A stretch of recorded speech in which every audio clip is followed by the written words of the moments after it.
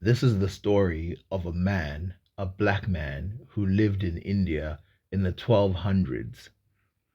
This man would go from slave to nobleman, not just any nobleman.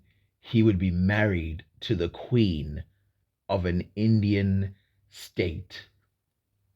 And this man would be the downfall of this woman simply because she fell in love with him, something that books today don't talk about and never would. Now, of course, there's a problem about him falling in love with her because what does it mean for a slave to fall in love with their master? But if we just go with the story, it's actually a very interesting one. Have you ever heard of Razia Sultan, the first and last women ruler of Delhi Sultanate? Like 800 years ago, in a male dominated society where women are expected to cover themselves behind the curtains, she broke the barrier and rightfully claimed her position. Especially at that time in Islam community, it was not at all an easy one. And do you know this woman, the Sultan, the queen, was killed just because she fell in love? This is the story of Razia Sultan, the only women ruler of Delhi Sultanate. Razia was the daughter of Iltutmish, the one who finished the construction of Qutb. Unfortunately, his eldest son Nasruddin Muhammad died few years before Iltutmish. The surviving sons of Sultan were incapable of handling the kingdom. As a Sultan, he was not ready to hand over the power to his incapable sons. So on his deathbed, he made a decision which no one ever had the courage to even think of. He nominated his daughter Razia as the next Sultan, but the noble men of the court were too proud to bow their head before a woman. Even though the Sultan himself nominated Razia, they were not ready to accept his decision. The Islam community is very strict when it comes to religion, but she set aside her female garments and fearlessly gave up the parda. She dressed like a man and conducted the affairs of the government with considerable ability in an open darbar, and her authority was established over the Hindustan and Punjab, and even the governors of distant provinces like the Bengal and Sindh accepted her leadership. But of course it is gonna hate. A person named Nuruddin gathered over 1,000 people with swords and attacked the mosque on a fixed day. But they were efficiently defeated by the royal troops, and that outbreak ended in a failure. However, the queen was not destined to enjoy a peaceful reign. When everything was going well, one thing went wrong.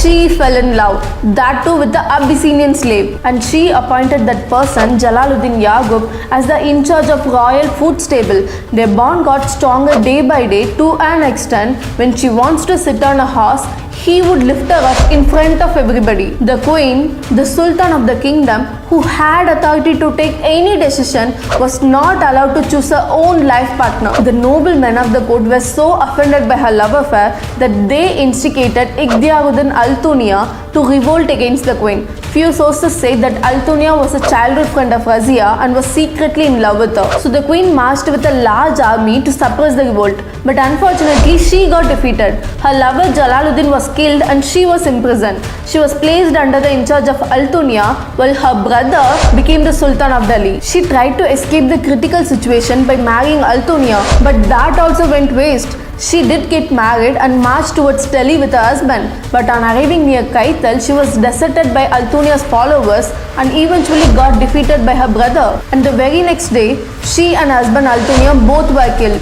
Thus, the life of a queen, the only women ruler of Delhi Sultanate, ended miserably just in a span of 3.5 years, and Delhi went back to dealing with incompetent rulers for another 20 years.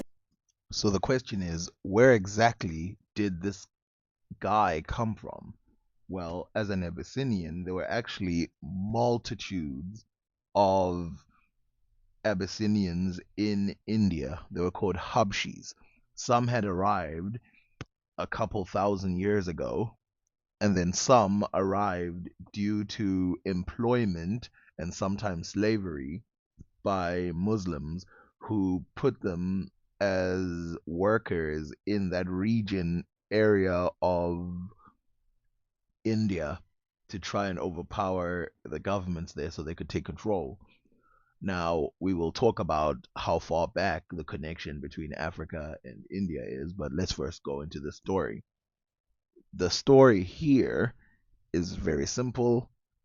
A slave falls in love with a queen, and the queen falls in love with a slave. She basically was already hated for being a woman, and then she does something even worse, which is to choose her own partner, which isn't just not done. And then worse than that is that she has someone who is more than willing to kill her because he wanted to marry her. And then things just get worse and worse and worse. But this guy actually came from Abyssinia, joined the Habshis, and within a couple, maybe even a few years of being there, he was a noble in that region.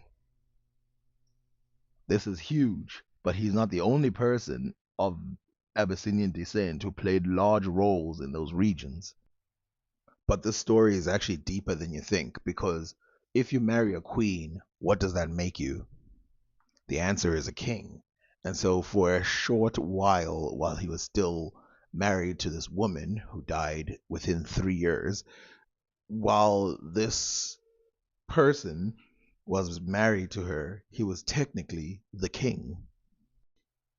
As we heard earlier, the positions that were bestowed on both of these people were upsetting to the population. And as such, you get revolt after revolt. And eventually, one of the revolts worked, and the African got killed. He died at 40 years old. And then the woman got killed as well, with her new husband, who she was trying to appease the population by marrying this new husband, but that didn't work. They both got killed as well. This is a real story that happened, and it's written about. There's all kinds of movies about it. There's all kinds of historians at the time who wrote about it. There's historians who wrote about it later. And of course, one of the things that they write about that was a conspiracy at the time was that she was lifted onto a horse by this black man in a sexual way, which would have been completely like, what the hell, in Islam, in public, why are you doing that? But it turns out that most of the time she rode an elephant, not a horse. And so this was a definite lie made up in order to try and stir rumors so that they could get her out of there. Now, you could blame the Abyssinian, but the Abyssinian was a catalyst, or was a provocative part of this, but he was not the whole. She had already got enemies from the beginning. The most successful Abyssinians are the ones in Murud Janjara. These Abyssinians started a fortress that was first built out of wood by the Goli people, but an Abyssinian who had become freed and become a warrior set up this established area of stone, which is called the Unconquerable Fortress, because it was not conquered forever, and it still was not conquered. And even in the 1700s, hundreds of years later, after it was built, it was unconquerable.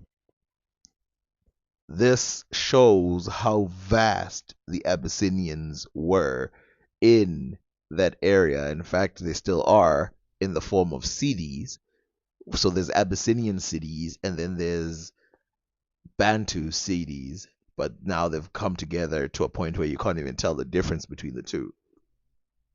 These people have set up a certain way about themselves that allows them to operate as a still unique civilization, but be part of the Indians. India is not unaware of the black people from Africa. In fact, there are libraries that used to document scholars coming from Africa to go learn in India, and their books were burned by the Muslims. Of course, one of their main reasons was to make these people fight, be apart from each other.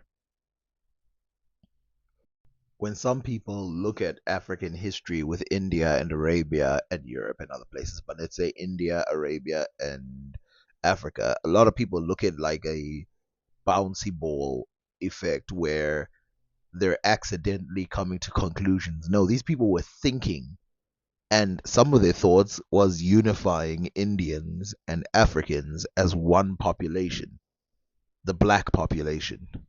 And you can see with this elephant clock that there's a sort of unifying between the two, as the person riding the elephant is an Abyssinian, but clearly the thing on the back of the elephant, the rectangle, is of Indian creation. So that's like an Indian slash African elephant with an Indian slash African man on it. Because of this similarity they drew together. Al Jahiz as well, when he talks about the black races that were being discriminated against by the whiter population in the Middle East, writes down the Zanj, he writes down the Abyssinians, and then he writes down the Indians, showing that these three groups were being put into one bucket, not by accident, on purpose. This is from Meadows of Gold and Mines and Gems from the year 956. When a great storm comes on, black figures rise from the water, about 4 or 5 spans long, and they look like little Abyssinians. They mount on the vessel, but however numerous they may be, they do no harm. When sailors observe them, they are sure that a storm is near, for their appearance is a certain sign of a galley. They prepare Their appearance is a sign of a galley. They prepare themselves for the storm, which will either be their ruin or they will be saved from it. Those who are to be saved frequently observe something like a luminous bird at the top of the mast. The sailors of the Sea of China and of the whole Abyssinian Sea call the mast, and the sailors of the Mediterranean call it. Now, I want you to pay attention to what we call the Abyssinian Sea, which today would be called the Indian Ocean. If you notice, the Abyssinian Sea is filled with Abyssinians, and this has been known forever. They traversed the entire area since the time of Xerxes and before. They traversed the whole area as both pirates, officials, and just traders. And you can see the easy resemblance between Ethiopians and Indians because they had back and forth forever. And the racial tension that existed between the Ethiopians and even the religious tension, because some Indians were Christians and Hindu and had other religions. This similarity and this difference was lost when you come to places like Ethiopia. Somalia would be Muslims, so they would be trading with those Muslims as well. But the racial tension would be gone because they'd both be considered part of the black race. And as back then, they would be considered under um, Hamite, I think that's the word. And so you see here it says, and this is the same book that I read just now from 856 AD by a Muslim scholar.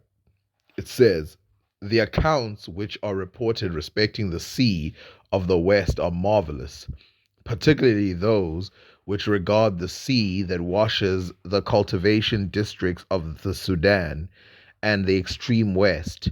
Men who are possessed of an extensive knowledge of our globe say that the Abyssinians and the Sudan Negroes occupy a country of 7 years' journey, that Egypt forms the 60th part of the country of Sudan, and that the country of Sudan forms only a small portion of the surface of the earth.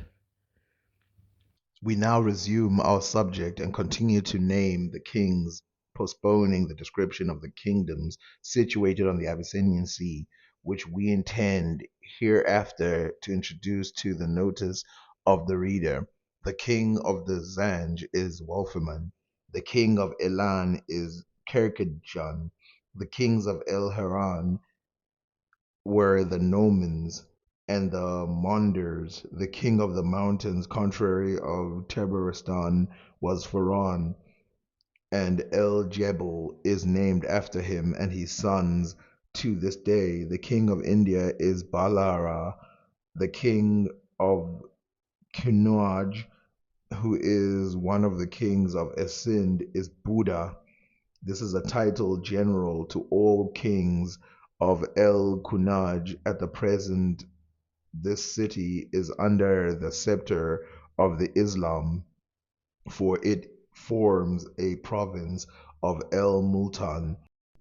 We can even go back as Herodotus, where he talks about nations that have similarities, and in this point he talks about the Ethiopians.